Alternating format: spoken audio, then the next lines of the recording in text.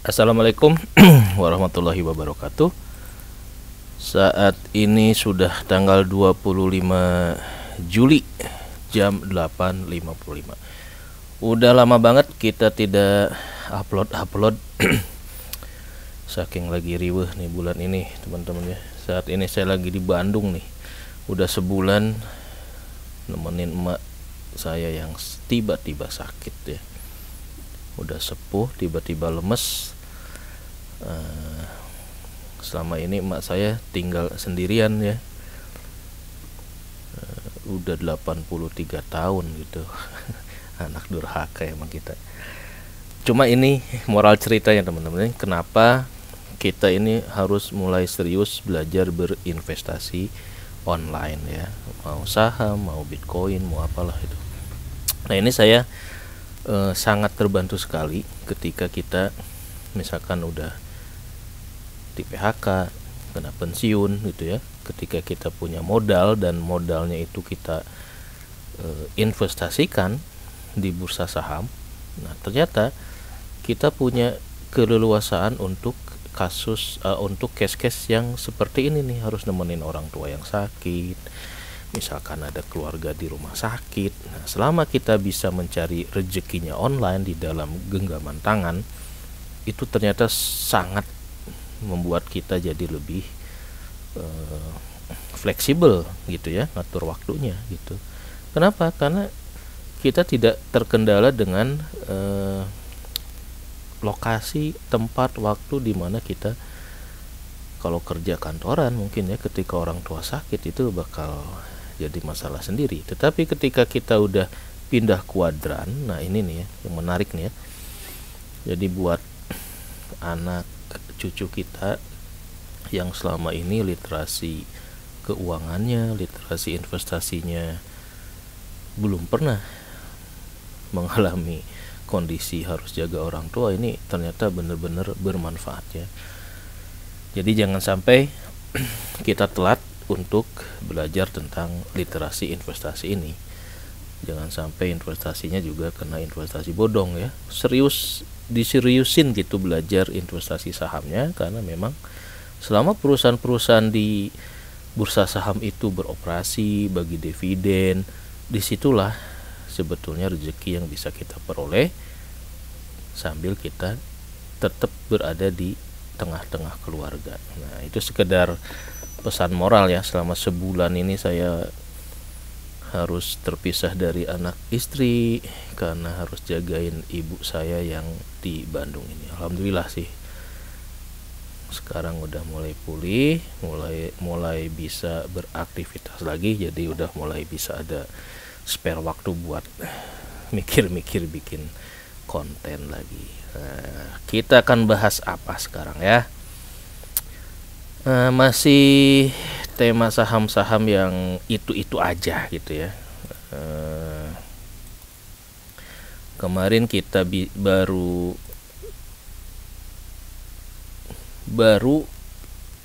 apa namanya ya? Baru disuguhi dengan earning calls-nya dari Matahari, laporan Q2 ya, semester pertama dari kinerjanya Matahari. Ini kalau buat investor real atau investor sejati gitu ya, yang bukan trader, paparan kinerja dari manajemen sampai Q2 ini harusnya disambut dengan positif, bagus gitu ya dibanding tahun lalu. Tapi ya kita lihat nanti respon dari market nih beberapa menit lagi ya. Nih kemarin di 1545 1500 dari tren seminggu nih sempat naik gitu ya ke 1600, malah sempat ngehit agak tinggi ya. Tapi tiba-tiba naik turun lagi gitu. Nah, ini turun ini apakah kinerja dari si Matahari ini direspon jelek atau gimana ya? Saya nggak ngerti sih sebetulnya apa yang diinginkan oleh si investor yang beli di Matahari ini. Kalau buat yang udah ngulik lama gitu ya, udah mantau dari lama, udah ngerasain dividennya Matahari lebih dari 2-3 kali, ini makin turun dia makin beli. Kenapa? Karena kalau kita lihat dari historical, dia mentok-mentoknya ya dalam setahun terendah di 1300-an lah itu. Sempat naik ke 3000. Nah, apakah dengan hasil di semester 1 2024 ini ada potensi naik ke 2000 atau 3000 lagi ya? Kemarin banyak sekali sebetulnya sinyal positif dari kinerja matahari dengan manajemen baru. Cuma kadang ya di bahasan stream stock bid ini biasanya yang dibahas yang takut-takut. Nah, wajar sih takut karena memang matahari ini agak unik ya, nggak bisa kita ngelihat dari key statistik aja nih, nggak bisa ngelihat dari dar-der-dor indikator keuangan, ini nggak bisa gitu ya, ngelihat dari equity minus nggak bisa itu. Ini matahari ini hanya khusus buat orang-orang yang ngerti saja. Tapi yang jelas dari semua itu fakta bahwa dividen matahari ini ya, dividennya gede, jumbo nih, dividen yieldnya dengan harga sekarang pada saat dividen 200 di tahun lalu gitu ya, kinerja tahun lalu tahun 2023 dia bagi dividen 200 perak per lembar, harga sekarang yieldnya ini 12,8. Apalagi nih dengan potensi laba di 2024 kemungkinan lebih tinggi dari kinerja 2003, maka dividennya saya pastikan kemungkinan besar di atas 200 perak ya. Lebih besar dibanding dividen tahun lalu. Artinya apa? Dividen yieldnya bakal lebih tinggi lagi gitu ya. Kayak gitu. Itu yang menarik dari si matahari ini. Nah, karena kita ngebahas ada beberapa ya selain LPPF juga ini juga menarik nih, saham si Persada nih. Saya lagi belajar ngamatin transaksinya saham-saham yang FCA. Ini dalam seminggu ini dia sempat naik ke 20, tiba-tiba dihantam lagi, diturunin ke 17. Ini juga report Q2-nya apakah masih minus atau bakal bisa positif nih. Di Q1 dia minus 2 miliar. Nah, mudah-mudahan di Q2 nih bisa positif ya. Kalau positif mudah-mudahan bisa naik lah, balik lagi ke 50 kayak apa. Karena kalau target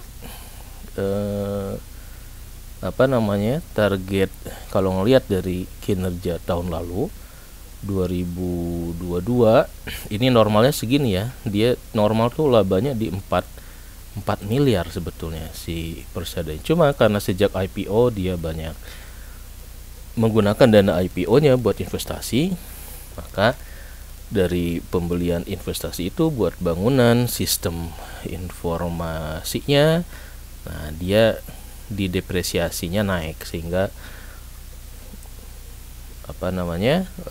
total net income-nya jadi lebih besar karena biaya depresiasinya gede. Di sini juga masih besar nih. Mudah-mudahan sih ini udah positif ya di sini nih. Manajemen mudah-mudahan mulai sadar bahwa depresiasi yang besar ini menghancurkan kinerja dari si harga sahamnya nih. Sekarang jam 9 udah buka kali ya. Nah, ini juga menarik nih, kemarin saya perhatikan ya untuk kinerja yang pakai FCA itu ternyata agak-agak unik gitu ya. Saya beli misalkan order di 22 tetapi bisa dan itu di harga 20, lebih rendah dibandingkan dengan harga offer yang kita beli gitu ya. Bid over apa bid ya.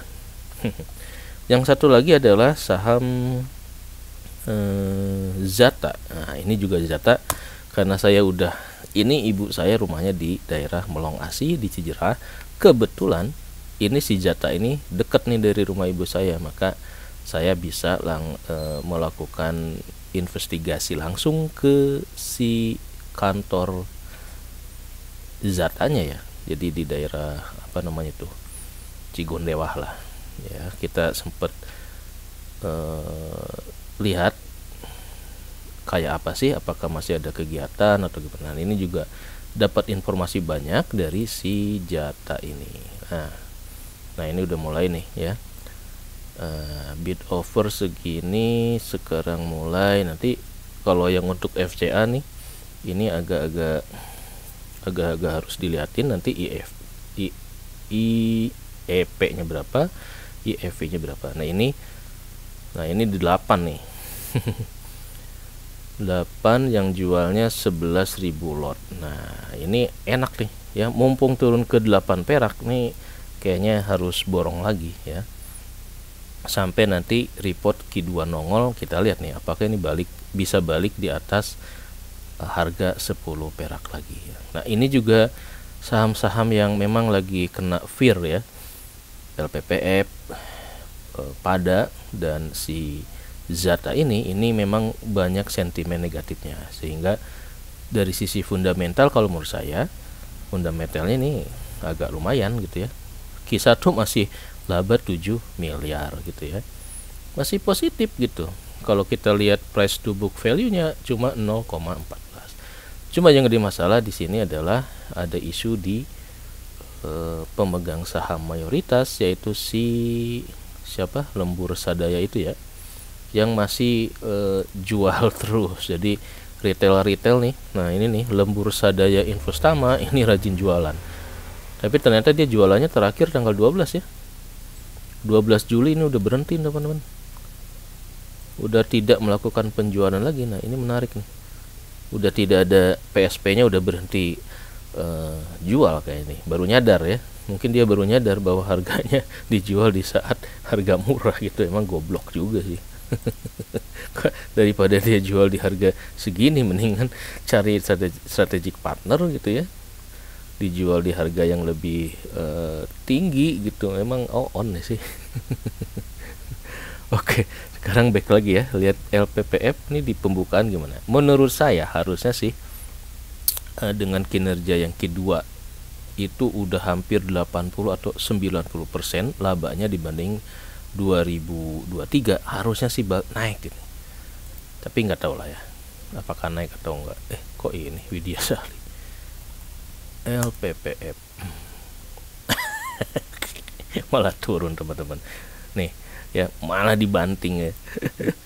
Nah ini aneh nih. Nih ini kalau dibanting gini udah deh, kita borong aja ya. Kita borong nih buat holder yang paham kondisi matahari ini sih asik ini ya. Nih pair 2 masih dibuang, tunggu di pair 1 kalau begitu 700. Invest kok di LPPF padahal belanja pakai GoTo, Shopee, dan nyangkut munafik pula. Nah ini nih fear negatif yang ada di stream Stockbit ya. Seru.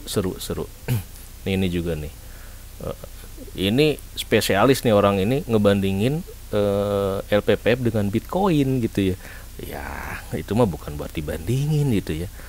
Jadi kalau dalam mindset saya justru di LPPF ini dengan kondisi fundamental yang bagus gitu ya, buat yang ngerti accounting ya, ngerti PSA agak 73 ya, ngerti kenapa dia historicalnya equity minus. Ini matahari itu hidden gem ya, hidden gem bener. Kalau dilihat-lihat nih postingan saya bahas LPPF ini mungkin bakal ke 9 atau ke 10 kalinya. Buat saya sih udah no debat kalau LPPF ini layak untuk dikoleksi. Kenapa? Nah, kenapanya akan kita bahas ya. Yang penting hati-hati buat teman-teman yang baru kenal LPPF ya, jangan sampai kena mental. Nih, weak hand keluar dulu. Nih, lihat nih ya. Sales Bitcoin muncul terus di saat-saat tertentu, tapi sembunyi di kala waktu tertentu. Anehnya ini sales coin, tapi munculnya di saham retail. Nah, bener nih. Jadi saya lebih respect kayak si Timothy gitu ya. Dia kalau memang fokus di Bitcoin, ya sudahlah, gak usah menjelek-jelekan orang yang memang ada di satu saham gitu ya. Kenapa? Karena tidak semua orang retail itu ngerti gitu ya. Bahayanya apa? Nanti retail culun, cut loss, kasihan gitu kalau menurut saya. Sementara kita yang paham ini barang malah nambah muatan terus gitu ya. Kenapa muatan terus? Nambah ya karena kita ngerti ini nih ya, lihat nih presentasi di earning call ini kalau Anda ente paham nih ya, kita udah ngulik dari beberapa lama, waduh keren ini ya, ini keren banget. Tapi saya nggak akan bahas secara detail lah ya. Nih lihat nih ya, apparel and footwear spending remains below 2019. Ini 2019 ada masa sebelum COVID ya. Kita lihat nih penjualan Matahari di 2023 ya, ini adalah penjualan tertinggi dalam 1 2 3 4 dalam 4 tahun terakhir. Ini masa COVID nih teman-teman sini kan. Wajar kalau dia turun, tetapi di 2023 ini udah mulai naik ya, mau melebihi 2019. Kenapa? Nah, ini yang kenapanya yang silahkan dicermati di paparan manajemen di earning calls ya. Oh, Matahari banyak tutup. Ya, emang Matahari banyak tutup, tapi itu kan di area yang Jabodetabek, Greater Jakarta gitu. Sementara Matahari ini sekarang strateginya justru banyak membuka gerai-gerai di luar Jawa dan di luar Jakarta. Justru di situ potensi pertumbuhannya gitu ya. Kalau dari paparan manajemen kemarin disebutkan bahwa revenue yang di Jakarta memang kecil gitu ya, tapi yang paling banyak itu di Kalimantan, Sulawesi kalau nggak salah, Bali juga punya.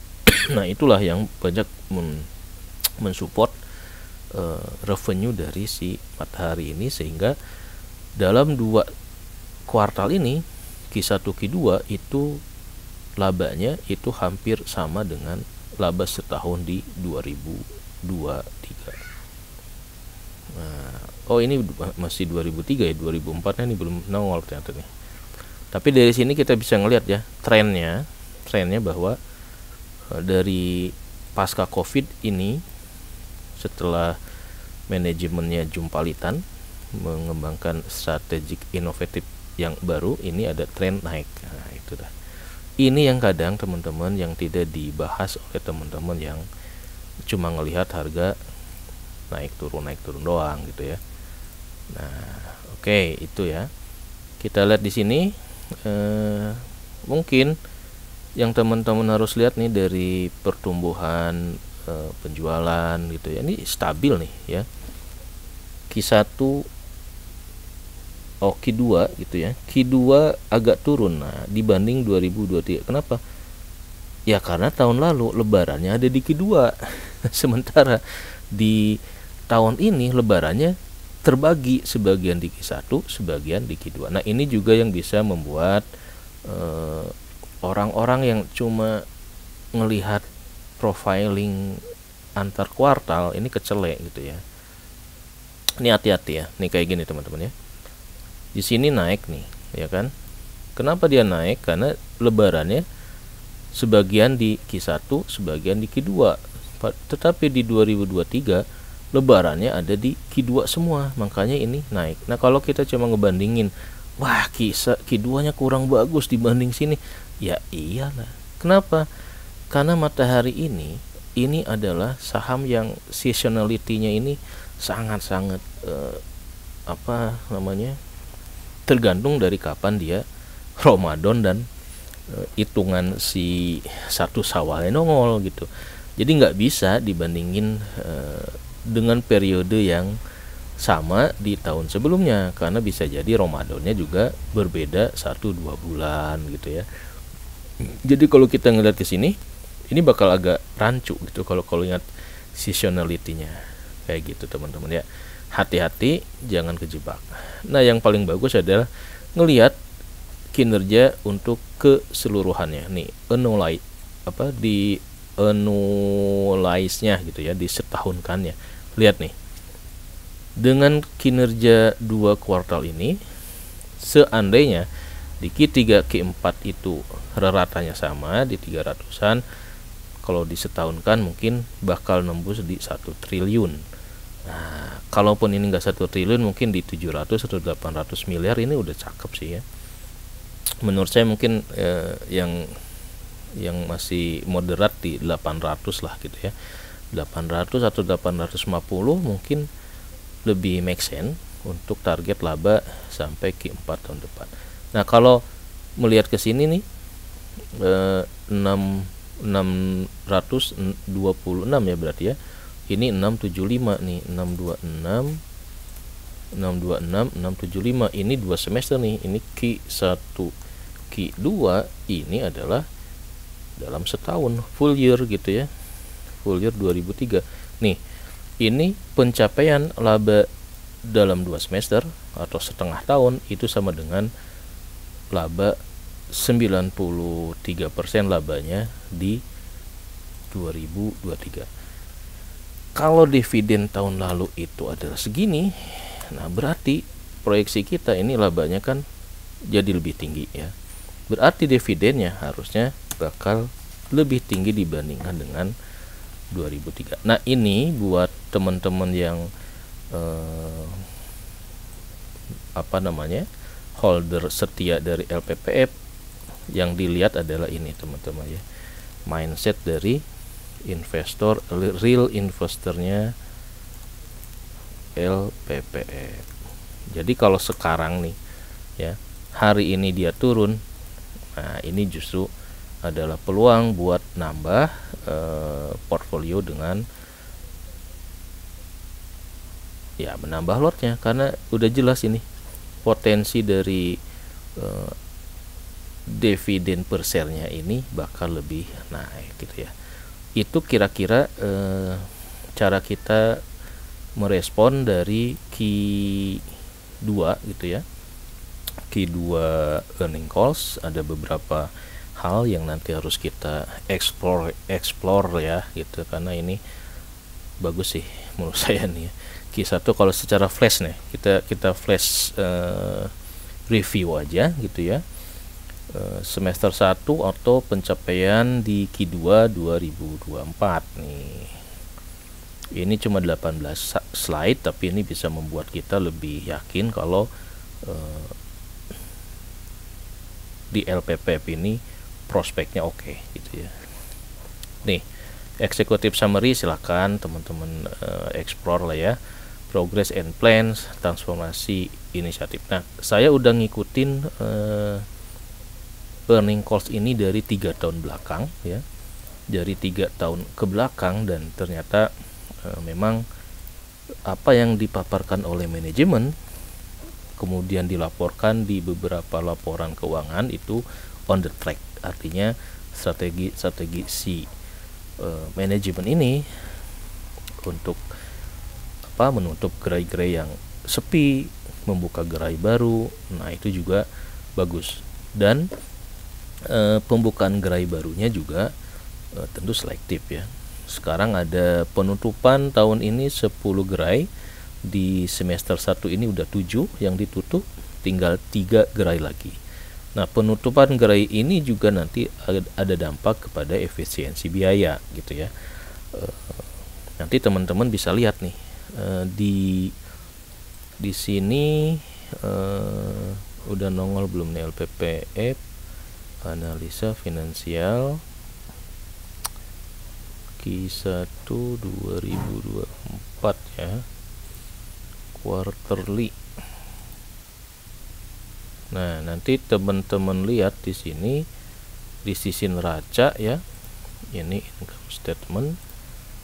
Nah, di sisi neraca teman-teman harus hati-hati juga nih.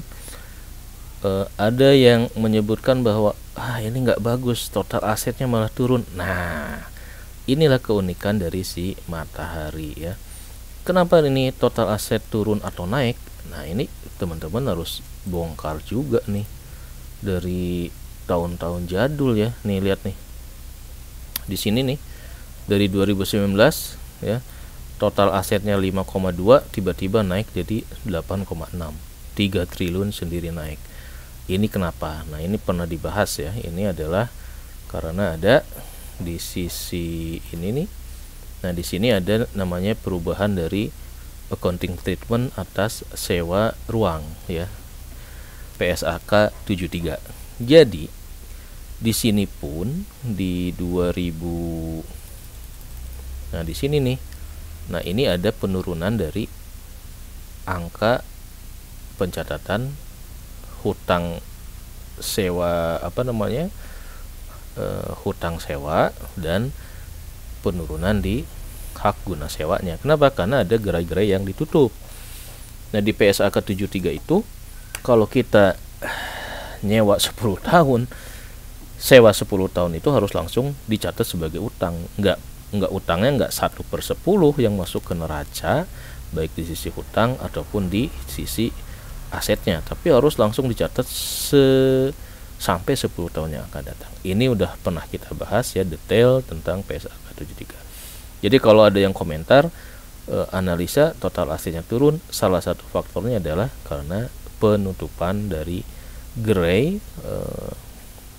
yang kurang profitable gitu ya. Dari 7 sewa ruang itu di terminate, sehingga hutang dan aset sewa gunanya otomatis dia berkurang gitu ya, dari tahun lalu segini sampai segini. Coba kita lihat dari interim atau annual ya. Interim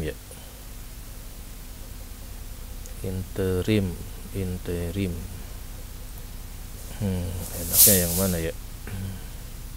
Ini kepanjangan quarterly. Ya, intinya teman-teman harus melihatnya seperti itu ya. Jadi kalau dibandingkan asetnya, dibandingkan ketika Desember, total asetnya banyak 5,8, sekarang turun jadi 5, sekian. Itu salah satunya adalah dari penurunan hutang dan aset hak guna. Di sini nih kelihatan ya. Nah, per Desember ini ya, total aset 5,8, kemudian di Juni turun 5,1. Ini teman-teman harus ngelihatnya dari sini, right of use asset ya, dari 2,5 turun ke 22. Hutang sewa juga turun dari 3 ke sini. Oke. Kemudian di sisi bank loan ini ada 400 muncul, di Q1 ini nggak ada ya. Kenapa? Karena di periode Q2 ini adalah payment dividend. Jadi untuk menjaga kas, biasanya Matahari itu di sini hutangnya nongol, kemudian nanti kuartal berikutnya ini udah hilang.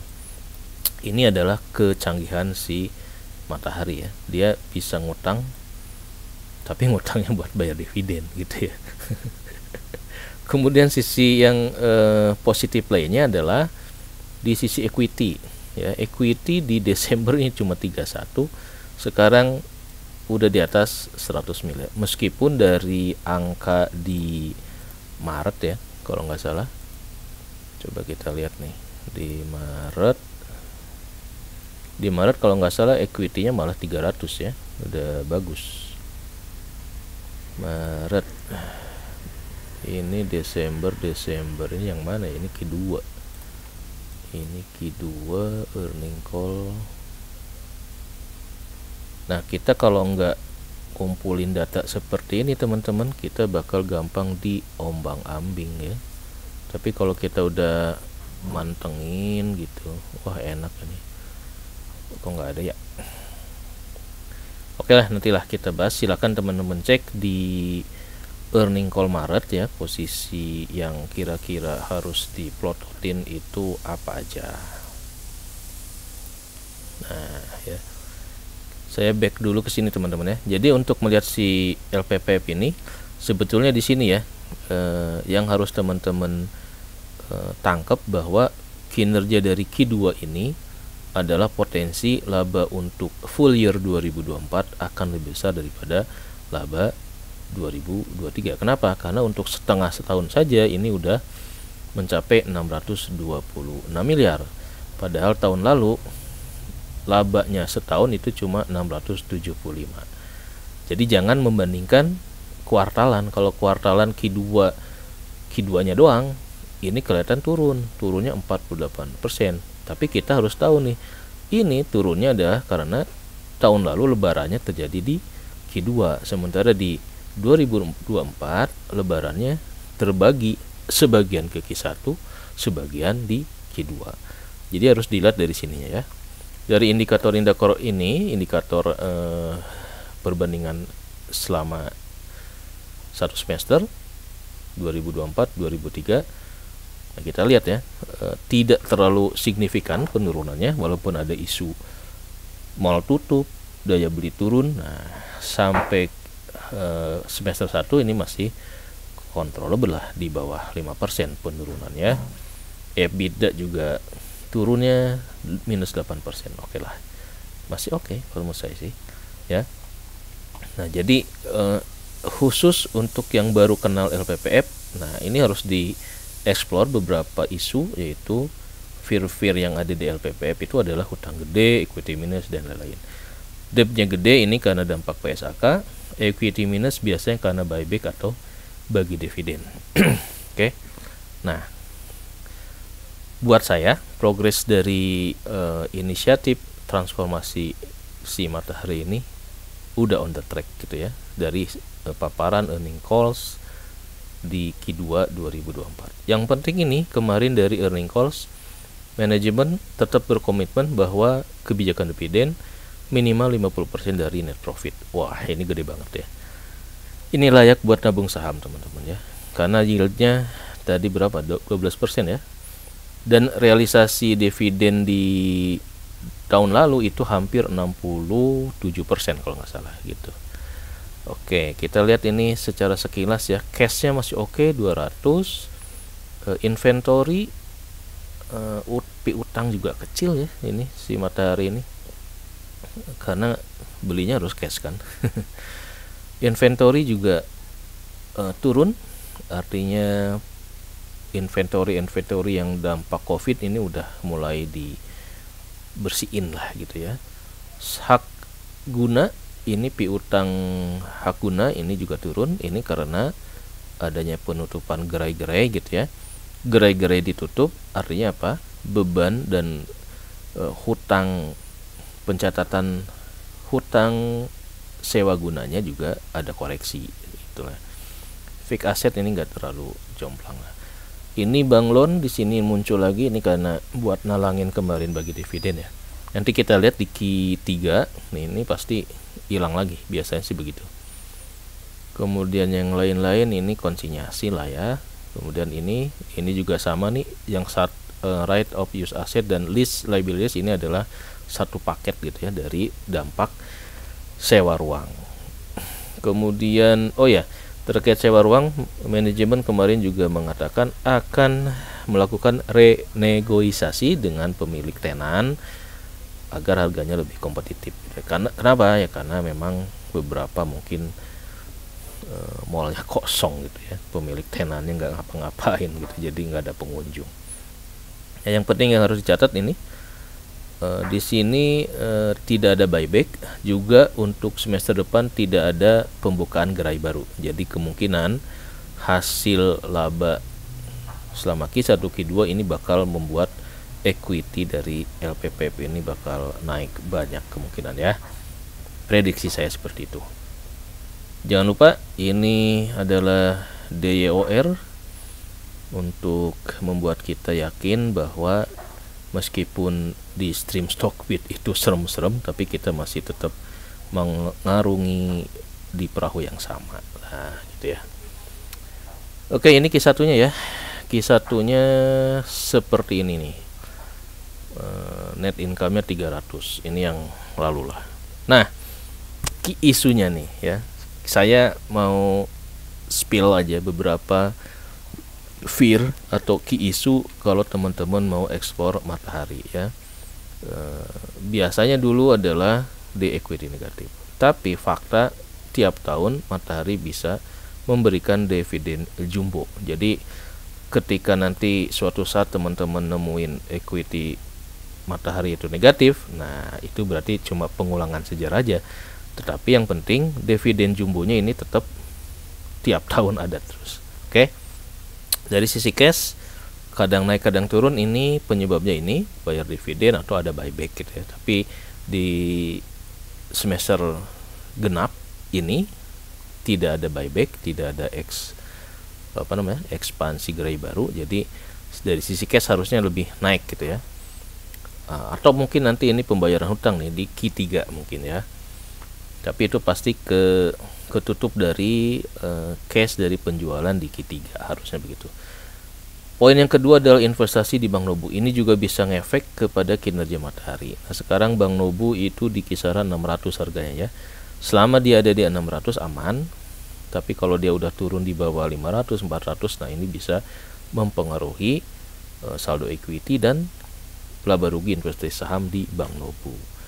Nah, di sini nih PSAK 7 ini di Q2 ini ada dampaknya dengan penurunan total aset ya. Kenapa? Karena sewa gerainya tadi disebutkan sebelumnya ada yang diterminate, sehingga hutang dan hak guna sewanya juga pasti ada koreksi gitu ya. Jadi jangan kaget kalau total utangnya turun gitu.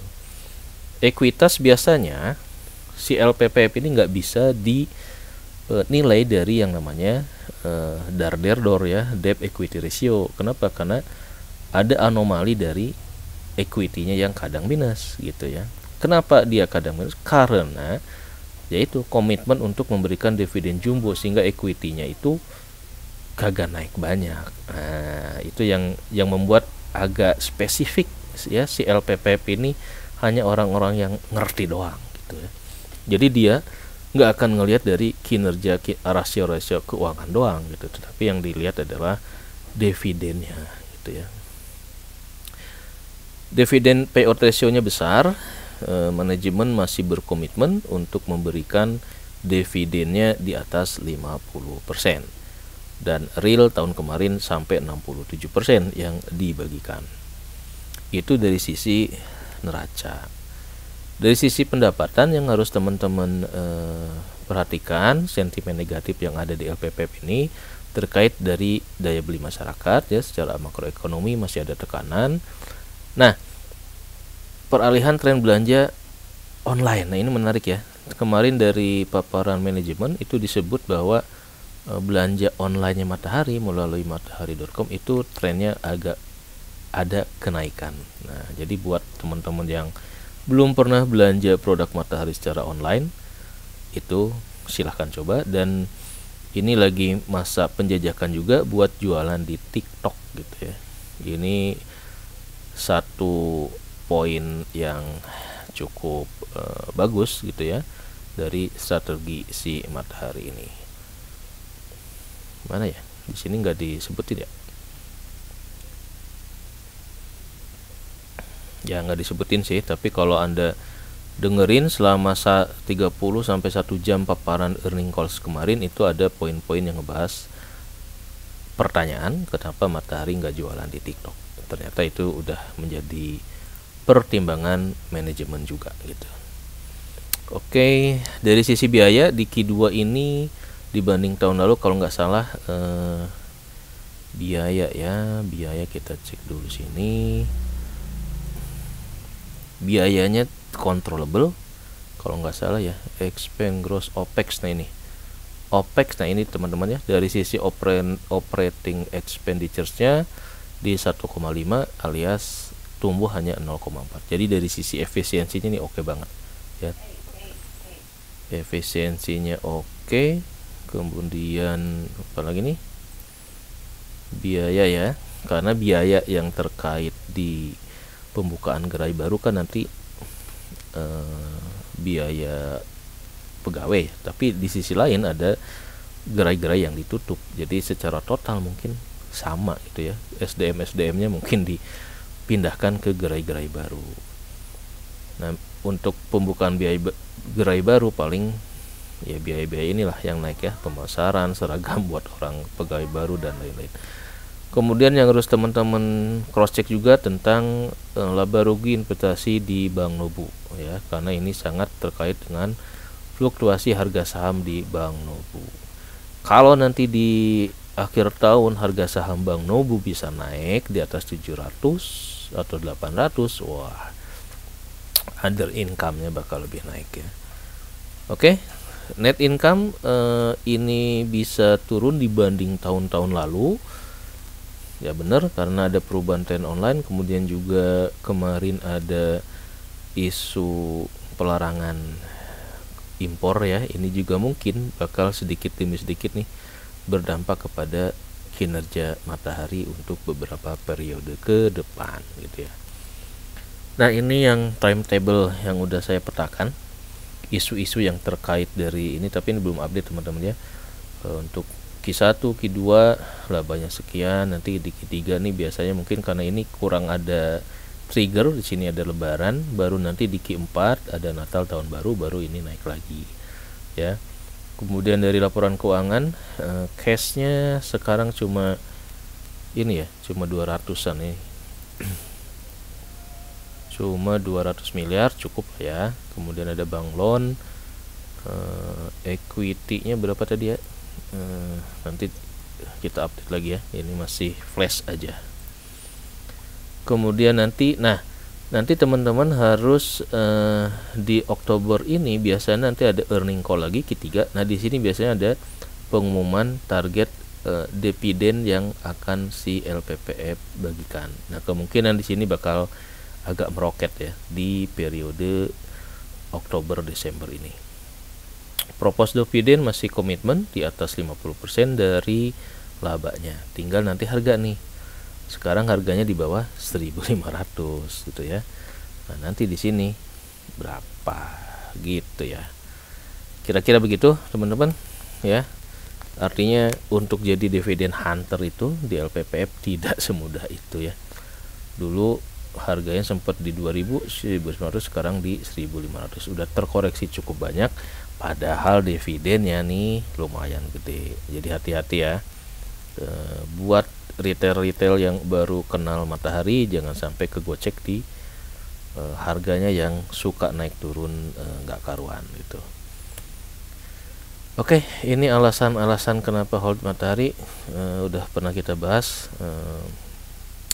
Udah cukup kalau menurut saya sih ya, pondasi untuk kita ekspor kenapa matahari. Nah, itu nanti teman-teman bisa lihat di paparan manajemen ya, berapa gerai yang dimiliki, kemudian banyakkan di mana, apakah di Jawa, Jabotabek, atau dia mulai ekspansi di Sumatera dan Kalimantan yang mulai banyak cuan dari komoditas, ada batu bara, ada segala. Jangankan ke itu ya, saya pernah investigasi ke gerai matahari di Cirebon. Nah, kalau di daerah mal-mal itu Sabtu Minggu masih penuh, masih banyak yang belanja gitu ya. Beda dengan di Jakarta, orang udah malas ke mall gitu ya. Nah, ini juga penting teman-teman ya, untuk capital allocation ini biasanya di Q3 nih. Q3 biasanya nanti manajemen akan memproyeksikan target dividennya. Dari 2 kali saya ikutin ternyata bener nih ya. Apa yang dia bilang di September di Q3 tahun sebelumnya, inilah yang akan jadi realisasi bayar dividennya. Dulu 525, kemudian tahun lalu 200 ya. Seperti itu. Jadi buat teman-teman yang baru masuk di LPPF memang banyak banget PR-nya buat memahami. Ini nggak cukup untuk cuma berdasarkan rasio-rasio keuangan, indikator di key statistiknya Stockbit dan lain-lain. Harus agak dieksplor, harus agak dipahami gitu ya. Kenapa dia bisa rajin ngasih dividen jumbo, kenapa equity negatif, kenapa hutangnya gede. Ini banyak banget yang harus kita pelajari. Oke, mungkin itu aja nih, udah mau jam 10. Paparan nanti lebih detailnya kita coba oprek-oprek ya, kira-kira di Q2 ini di sini nih. Nah, mana yang kira-kira harus kita kritisi, harus kita kita cermati. Kalau menurut saya sih ini udah bagus.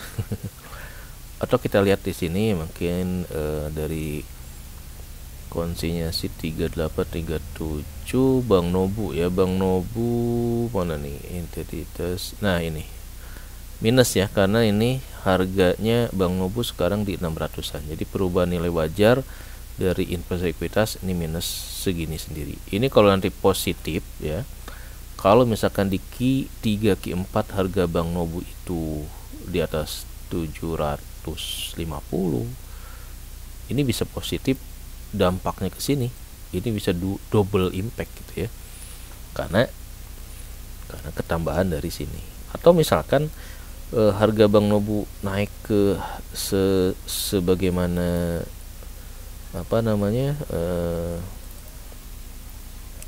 harga si LPPF beli nih Bank Nobu ya teman-teman, sebentar ya, Q1. Nah ini dia. Jadi posisi sekarang minus 91 miliar ya. Nah Q1 ini dia. Nanti kita ekspor dengan Q2 ya. Nih harga belinya itu si matahari itu di 755. Jadi batasnya kalau harga saham Bank Nobu itu di atas 755, ini otomatis si investment equity-nya nih ini akan jadi positif. Jadi patokannya adalah kalau dia di bawah 755 dia bakal ngalami minus. Gitu ya bocorannya.